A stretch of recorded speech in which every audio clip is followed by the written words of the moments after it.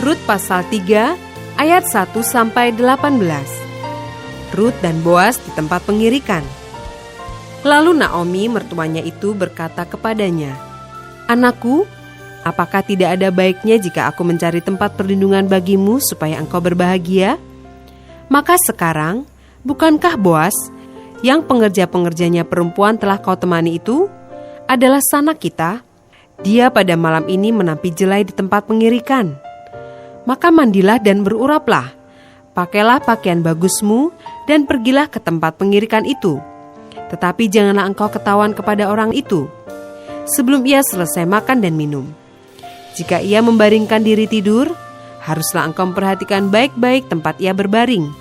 Kemudian datanglah dekat, singkapkanlah selimut dari kakinya dan berbaringlah di sana.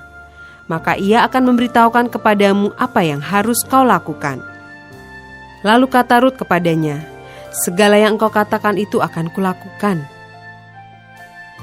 Sesudah itu pergilah ia ke tempat pengirikan, dan dilakukannya tepat seperti yang diperintahkan mertuanya kepadanya.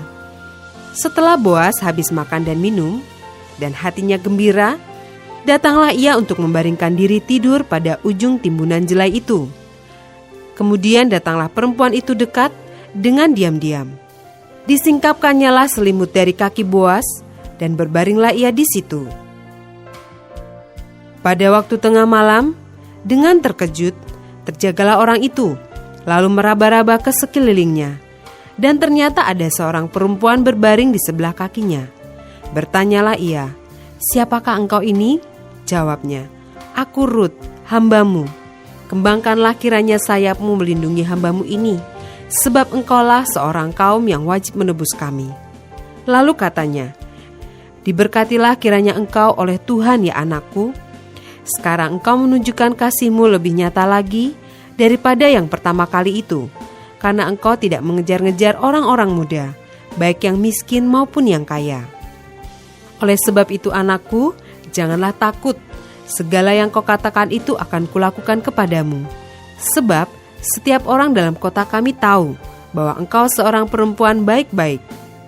Maka sekarang memang aku seorang kaum yang wajib menebus, tetapi walaupun demikian masih ada lagi seorang penebus yang lebih dekat daripadaku. Tinggallah di sini malam ini, dan besok pagi jika ia mau menebus engkau, baik, biarlah ia menebus. Tetapi jika ia tidak suka menebus engkau, maka akulah yang akan menebus engkau. Demi Tuhan yang hidup, berbaring sajalah tidur sampai pagi." Jadi berbaringlah ia tidur di sebelah kakinya sampai pagi. Lalu bangunlah ia sebelum orang dapat kenal mengenal. Sebab kata Boas, "Janganlah diketahui orang bahwa seorang perempuan datang ke tempat pengirikan." Lagi katanya, "Berikanlah selendang yang engkau pakai itu, dan tadahkanlah itu." Lalu ditadahkannya selendang itu. Kemudian ditakarnyalah 6 takar jelai ke dalam selendang itu. Sesudah itu pergilah Boas ke kota. Setelah perempuan itu sampai kepada mertuanya, berkatalah mertuanya itu, "Bagaimana anakku?" Lalu diceritakannya semua yang dilakukan orang itu kepadanya, serta berkata, "Yang 6 takar jelai ini diberikannya kepadaku, sebab katanya, engkau tidak boleh pulang kepada mertuamu dengan tangan hampa." Lalu kata mertuanya itu, "Duduk sajalah menanti anakku, sampai engkau mengetahui bagaimana kesudahan perkara itu. Sebab orang itu tidak akan berhenti sebelum diselesaikannya perkara itu pada hari ini juga."